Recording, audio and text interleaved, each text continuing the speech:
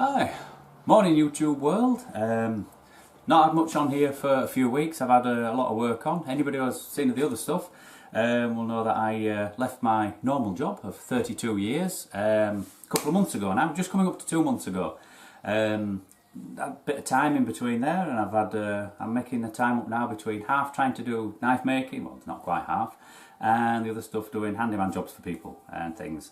And obviously that side of things, I'm tending to do the jobs when the work comes in. So the last sort of like 2 or 3 weeks have just gone a bit mad, and I've had a lot of work on. But then what that did, which leads me to this video, is it was getting to the point where everything was crammed in here. So everything I had was all crammed in, and getting my tools in and out and equipment in and out to go and do jobs, I was constantly bending and twisting and having to pull things out the way. I got the lawnmower and everything in the way, and it was just a few times I thought, oh, I'm not getting any bloody younger. It was getting a bit, you know, I think getting a little bit. And then obviously once I'd done a few jobs, I'd come back in here to do a bit of knife making and spend the 15 to 20 minutes putting all my tools away. So I bit the bullet and I bought myself a couple of little sheds. I ended up buying two, but anyway, I put them together myself. So last week again, a few days last week, got them put together, built the basis for them, got them out, well, in a temporary position in the garden at the minute. And then got all the tools out of here, took them all across and got the, some shelving up and got everything out of here.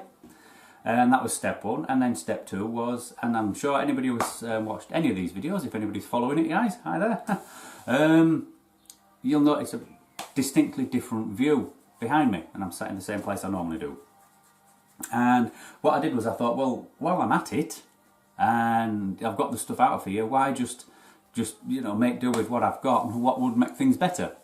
And so what I've actually done is thought about where things need to be, how, where I'm wasting time, what causes any possible problems. So, and I'll give it a very quick walk around in a minute. But what I've ended up doing is I've taken my grinders, which were originally over that way, and they're behind me now. I've boarded off the door, because obviously I've got, was originally an old, rather small garage.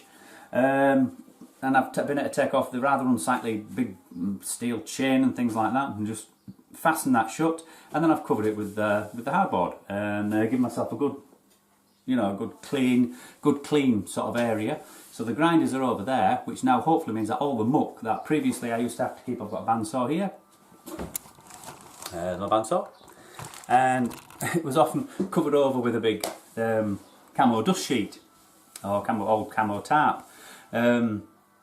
And I'm sure anybody looking in might have thought, oh God, that must be something, fancy and expensive he's got there because it's all covered up and he's hiding it. I wasn't hiding it, just all the shit that comes off of the grinders was going into that. And of course then it gets into the mortar, it gets all up, so I used to keep it covered when I was, doing any grinding. So I put them in the corner, so hopefully then, like when I took the grinder on the side for doing grooves and things like that, all the crap's going into that corner. The vast bulk of the heavy crap will go into that corner. I've pulled my drills away from the door and put them over to where the grinders were, and that's just given me a little bit more space. I've been able to take my vise, which I had clamped onto the table eventually, from the corner, and I've given myself a little space and then opened some more areas up. Another thing I did, when I first moved in, there were only 2 sockets in here, and I swapped the single sockets for double sockets, which was the first job when I first moved in.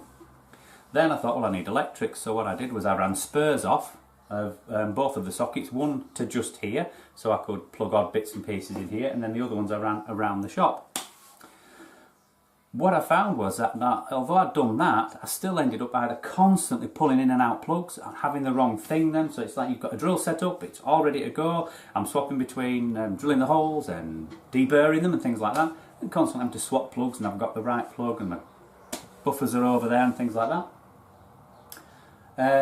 So I actually took out those spurs, and what I've done is I've actually run extensions, and whether it's classed as safe or not, I don't know. I'm not an electrician, so they say, oh, you shouldn't do things like that. Some people shouldn't mind, especially if you've no idea what you're doing. But by running the extension leads in, what I've been able to do is I've bought extension leads. I need a new one for here, but the 2 brand new, the 3 new ones I bought, I've bought them with the the overheat cut out on them, and switches. So what I've been able to do is virtually have everything plugged in, ready, and just with the switches on or off, and then I separate the things into the different areas. So everything's there and ready, and much easier to get at. I'm not looking for which plugs what and swapping it in and out when I'm going between machine to another machine. It can all be there, it can all be sat. Because the reality is that, if I mean, the most thing that I might have the dust extractor running with a grinder. That'd be it. 9 out of 10 if I've got my kiln on, which is at the other side, that runs off the other circuit. There isn't really anything else over here that I would have on at the same time, possibly a little LED line. So the reality is, although there's a lot of equipment and there's a lot of sockets, it's very rare that there's anything, well, there's never more than 1 or 2 things on. It's like I've got my drill presses in. Going from drill to drill, there's only ever 1 drill on. If I'm doing that, the grinders are not on or anything else like that. So, it's just, I just thought, right, yeah, I didn't fancy the idea. I preferred having everything wired in. And then I just thought, well, I've either got to put more sockets in or whatever. I'll just take them out and just go with extension leads. And it's worked. Everything's in, everything's sorted. And on top of that, like I say, each of the extension leads has its own cut-off tripper switch built into it, and switches for on and off. So again, a little bit of extra safety. So that's what I've done. I'll give you a quick look now because I'm rambling here. So like I say, what I've ended up doing is I've moved my vise over near the door here. Gives me plenty of room. I've got a steel little old camping cooker cover which goes here, so when I'm grinding it keeps all the crap in one place. I've put my piece of granite worktop here, and again, as I said before, thanks Ian. But I've got it away from a lot of the other crap, and I've just been making sure that she's spot on level. So when I'm checking platens and things like that, then the grinders are in. This is one of the few things that I have to swap over, but I keep one is for buffing blade edges and cleaning things up, taking burrs off, heavy work. So that's this one, and then the smaller one is what I sometimes use for if I'm trying to get a bit of a higher polish finish on handles. Most of the knives handles I don't polish. I do everything by hand. But some, so I keep that just out of the way for that one. As I've said before, little tip. Here's the ones for here, and I've just been using this front machine here. But I have the bags, and I keep the wheels covered, because the last thing you want is bits of metal dust, especially now the drills are going to be here in this corner, and I can get at my big one and I can swap between the two, keep them plugged in. Means that the potential for getting little bits of metal onto any of these wheels is quite high, and that's the last thing you want. That's going to put some deep gouges in things. So like I say, whenever I do anything else, the bags go on, they're kept clean. I've actually now got a space, which was the other thing I was really worried about. So I've got my little cheap, it's not a mega cheapo bandsaw, but it's certainly not an industrial one. But for the little bits of cutting out, I know it works. But that's actually giving me some space now. And then what I'm hoping to do is get either a tabletop saw or eventually a thicknesser. So that will help me with my for doing my handle scales. And that's what my grinders, and as you can see, they're right into the corner. So although this does all my heavy grinding, this is my 2B72, this does all the heavy stuff, all profiling, and I do a lot of the beveling work with that one. And this, but the big thing with this is literally just how quick and easy it is to change, and then swapping out platens. That's just set up for a bit of a slack belt work. Put down, put it round, quick check, and you're onto a normal platen. I've got the adjustable rest and everything for that, so everything's there. This is actually only for wood. I don't have a setup to get rid of the metal, which is another reason I wanted it out of the way. But basically all the crap goes there. And instead of it going back onto the belts, which I used to have behind, I've now put them to the side with my safety gear. Last job now is I want a new rack, a bigger rack, probably up, getting up here, extra shelf or two, so I can get my timbers. There's a load of, these have all been rough split and stacked for a while, stored for a while I should say. They now need all squaring up. As you can see, I'm starting to get them into that sort, so they sort of look more like that rather than like that. and then I can store them and they get the first stage of drying, although some that's as far as they'll go. If I'm going to stabilise them, then they go into the drying cabinet. And then my little kiln's gone over here with all my bits of stuff for quenching things, and quite a nice, and my hand sanding station. So yeah, it's been I'm just, sorry about this, guys. There we go. Oh, blimey. Yeah, so it's been all go for the last few weeks. A few things on the go. I've just got a couple I'm just about to, oops, a couple of commission I'm just about to start. A facility knife and a field knife. Andy's Bowie, that's been hardened and tempered, but he wants a finger guard on that and blah blah blah. But yeah, that's all hardened and tempered now, so that's now ready for starting work on. I've just made a start on the cross guard for that. And the other thing I'm venturing into is some kitchen knives. Quite fancy doing some kitchen knives. So I'm doing basically the same knife. I'm just starting with this 8-inch chef's knife. It's just middle for diddle type of thing, which I'm then going to get out there and get tested by chefs. Luckily I know a couple, or I know one who knows a lot more, and I know somebody else who knows one who knows a lot more. But basically these are the same knives, but I've made one out of 3mm and one out of 4mm.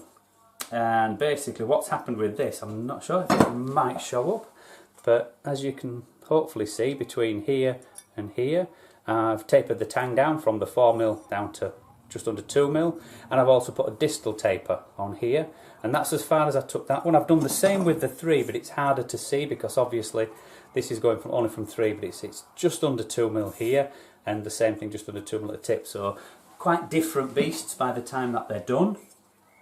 But I only took that, I just took off, and these are the first 2 that have survived. The other 6 are in the bin of shame or practicing hand putting the bevels on and things like that. So, but these are the first 2 which actually survived to this point. So the next job is obviously clean up and then put the bevels on. So that's a bit of a new venture for me, and an awful lot more different techniques going into a knife, which is what I like the look of. So yep, so that's where I'm at. So hopefully I'm going to get now a chance. I'm trying to book my work, and I've got a book, and I was told this would happen, and I thought, yeah, nobody's going to want, odd jobs doing. There's quite a lot of people who want odd jobs doing. So I've got myself a book, and I'm actually planning work in, so to give myself, because like I say, for the last, between the work that I've had coming in, which pays the mortgage and the bills on a regular basis, and then doing the shop and doing my sheds, I literally, and also the other thing I've been doing knife sharpening, and knives, axes, tools, things like that, and that's been like a little steady trickle of work coming in again, just very steady.